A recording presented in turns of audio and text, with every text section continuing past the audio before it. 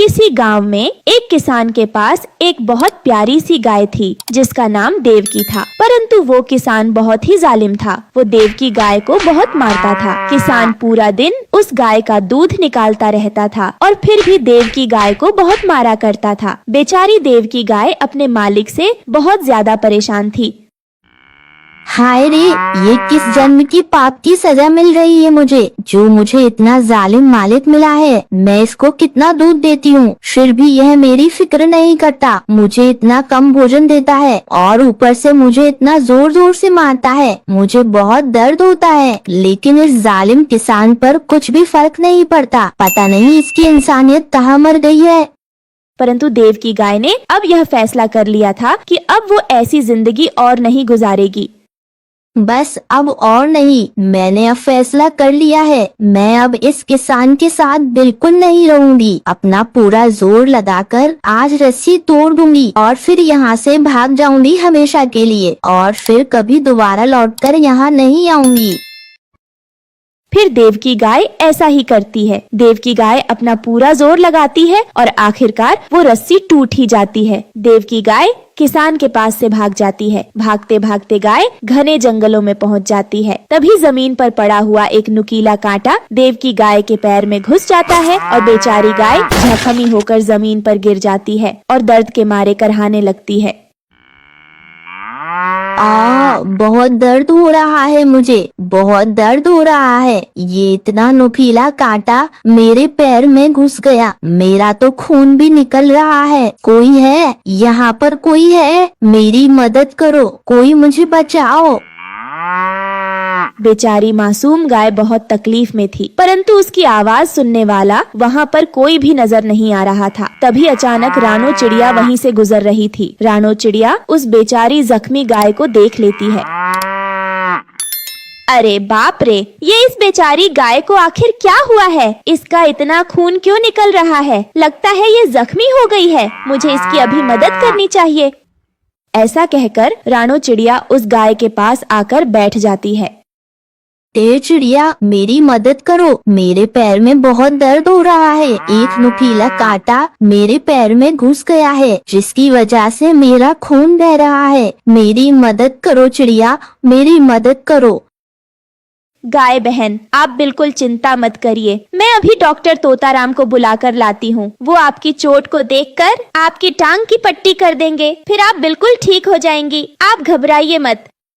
फिर रानो चिड़िया ऐसा ही करती है। रानो चिड़िया डॉक्टर तोताराम को बुलाकर लाती है। डॉक्टर तोताराम गाय की टांग का जख्म देखता है और उस पर फौरन से पट्टी कर देता है।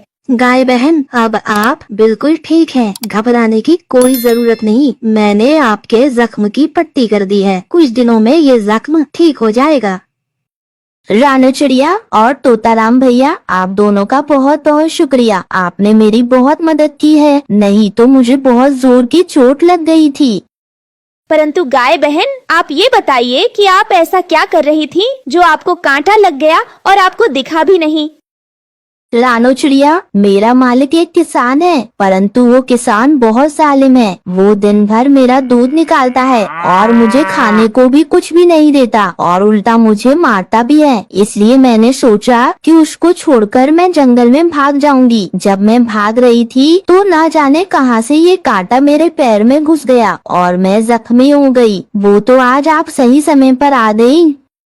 आपने बिल्कुल सही किया गाय बहन। आपको ऐसे जालिम किसान के साथ नहीं रहना चाहिए था। जिस इंसान की आप इतनी मदद कर रही हो, उसको तो आपका एहसानमंद होना चाहिए था। हाँ रानो चिड़िया, लेकिन मुझे लगता है कि वो किसान मुझे ढूंढता हुआ इस जंगल में जरूर आएगा। गाय बहन, चिंता मत करिए, आप मेरे साथ चलिए। वो किसान आपको ढूंढता हुआ आएगा, पर आपको ढूंढ नहीं पाएगा। आप मेरे साथ ही रहिएगा, वहाँ पर आपकी जान को खतरा नहीं होगा। फिर देवकी गाय रानो चिड़िया के साथ उसके घर चली जाती है और रानो चिड़िया के आम पेड़ के नीचे ही रहने लगती है। ऐसे ही काफी दिन गुजर जाते हैं। अब रानो चिड़िया देवकी गाय का दूध जंगल के पक्षियों को बेचती थी। इस तरह वो अच्छे पैसे कमाने लगती है। वहीं कालू कौवा दूर पेड़ पर बैठा ये सब देख लेता है और रानो चिड़िया से जलने लगता है।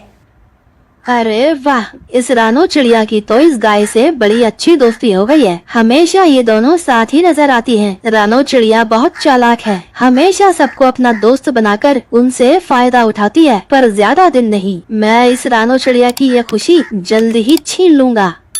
वही दूसरी तरफ वो किसान अपनी गाय को जंगल में हर जगह ढूंढ रहा था, लेकिन किसान को अपनी गाय कहीं नहीं मिल रही थी।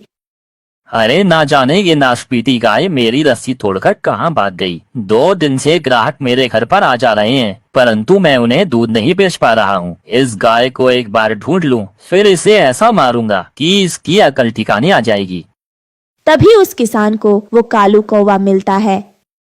अरे सुनो कौवे, तुमने क्या मेरी गाय को यहाँ आसपास देखा है? वो सफेद और काले रंग की है। मैं उसे कब से ढूंढ रहा हूँ, मगर कितने दिन हो गए, पर वो मुझे मिली ही नहीं। उसकी वजह से मेरा बहुत नुकसान हो रहा है। अच्छा, वो सफेद और काले रंग वाली गाय? हाँ, मैंने देखा है। मुझे पता है तुम्हारी गाय कहाँ है। अच्छा, तुम्हें पता है? तो फिर बताओ मेरी गाय कहाँ है? अरे ऐसे कैसे बता दूं? इसमें मेरा क्या फायदा? अगर तुम मुझे अपने खेत से बहुत सारे गेहूं के दाने मुफ्त में दोगे तो ही मैं तुम्हें बताऊंगा कि तुम्हारी गाय कहाँ है। अरे बाप रे, इंसान तो इंसान, आजकल तो पक्षी भी व्यापारियों की तरह सोचने लगे हैं। हाँ, ठीक है कालू कौवे, मैं तुम्हें गेहूं के दाने दे दूंगा, लेकिन अभी मुझे बताओ कि मेरी गाय कहाँ है। अच्छा ठीक है, इस जंगल में एक रानो चिड़िया रहती है, उस बड़े आम के पेड़ के नीचे। तुम वहीं जाना, तुम्हारी गाय वहीं रह रही है उसके साथ। तभी डॉक्टर तोताराम कालू कौवे और किसान की सारी बातें सुन रहा था। वो उस किसान से पहले उड़ता हुआ रानो चिड़िया तक पहुंच जाता है और रानो चिड़िया को सारी बात बता देता है।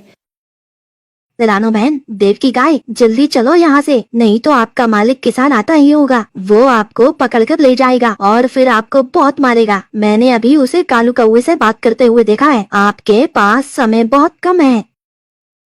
हाँ, राना चिड़िया, मुझे उस किसान के पास नहीं जाना, मुझे तुम्हारे साथ ही रहना है। तो मुझे उस जालिम किसान से बचा लो।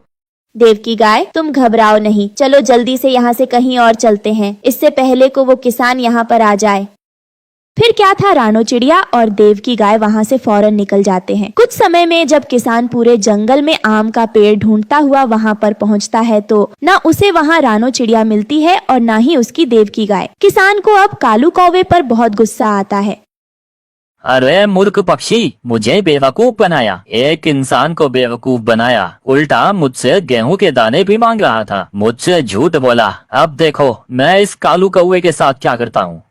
फिर वो किसान गुस्से में कालू कौवे के पास पहुंचता है।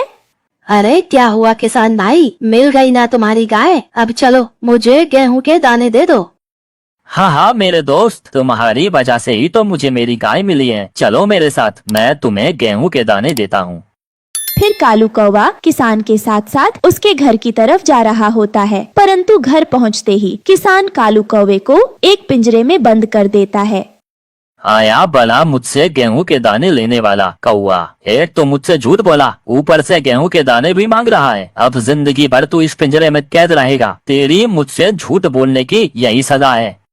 कालू कौवे को अपनी लालच की सजा मिल चुकी थी और अब वहीं देव की गाय रानो चिड़िया के साथ हंसी खुशी रहने लगती है।